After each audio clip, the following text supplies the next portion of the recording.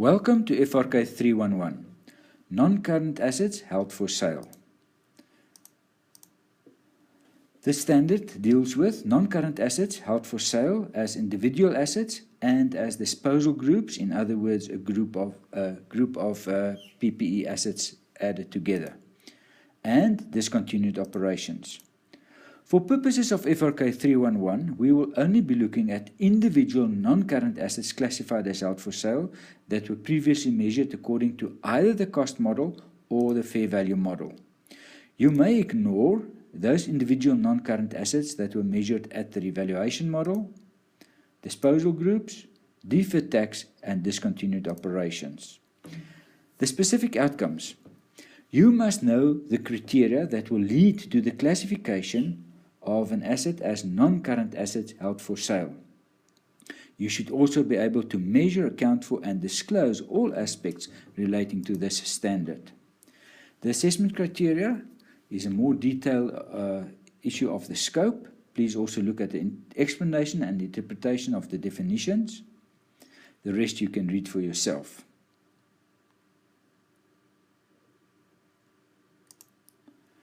The main objective of the standard prescribes the accounting treatment of non-current assets that will be disposed of in the near future. In other words, you can make a decision to sell either an asset like a plant or a machinery, and if it complies to the criteria of this standard, it will be reclassified out of non-current assets on your statement of financial position to the item non-current asset held for sale, which will be categorized under current assets in your statement of financial position. Now this deals with, firstly, the classification from non-current asset to the current asset classification, the recognition and the measurement of the non-current asset held for sale, as well as the presentation and disclosure of this asset. The classification. This is now a very important part of this topic. Firstly, the criteria to qualify as held for sale. Now, non-current assets can only be classified as held for sale if all of the following criteria are met.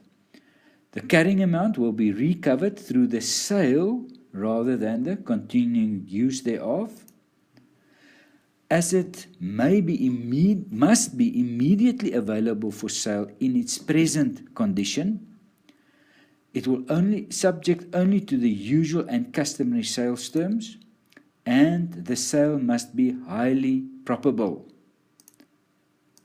Now, for a sale to be highly probable, management must have committed to a plan to sell the asset.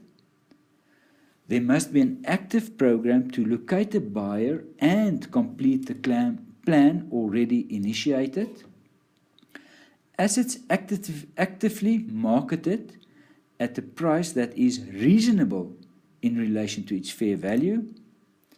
And the sale is expected to be completed within 1 year from date of classifications.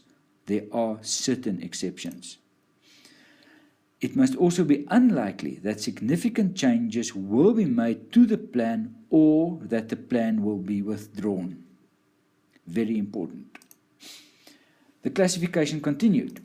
Now, if that extension period of 1 year to complete the sale, then if the sale is not completed within 1 year from date of classification, it can still be classified as held for sale, but only when the delay is caused by events or circumstances beyond the entity's control, and there is sufficient evidence that the entity remains committed to its plan to sell the asset.